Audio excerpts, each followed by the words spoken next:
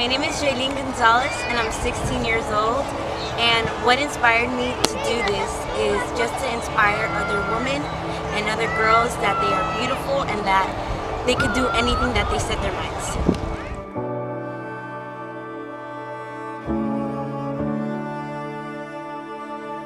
God made you perfect in His image, and even some of the people that you look up to, you think that they don't have their own insecurities because they look confident, and it's what you perceive through social media or through whatever.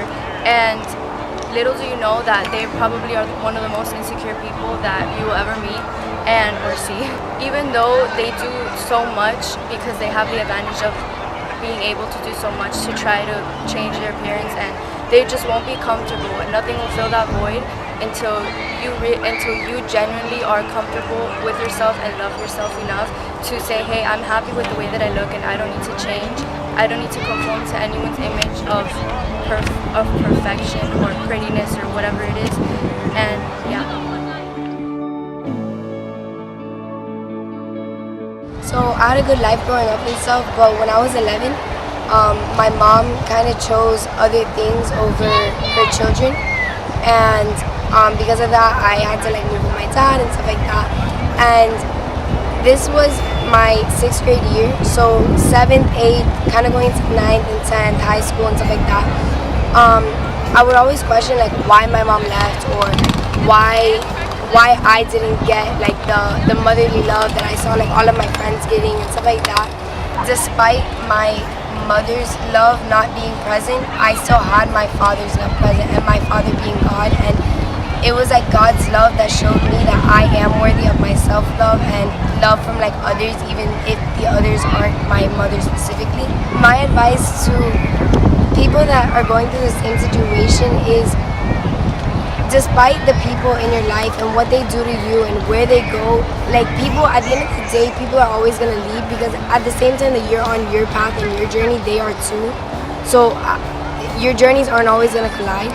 So even when people do leave and they go their separate ways, just because they left doesn't make you less worthy. And just because of their actions, their actions don't define you or your character.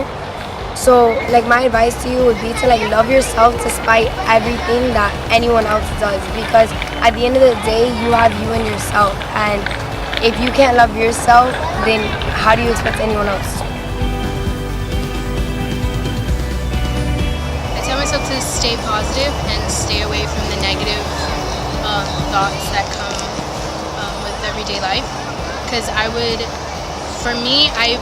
be the bully to myself, that mentally, emotionally, I would tell myself things that to get me out of doing stuff. So if I wanted to go serve in a specific team, or if I wanted to go try something at school, I would tell myself that I'm not good enough in that, and that was something that I had to get away from and hold on to what God actually says that we are, the love that He actually has for us. The advice that I would give to others is hold on to the truths that God has, that He says, not just in the Bible, but also what He puts in your heart.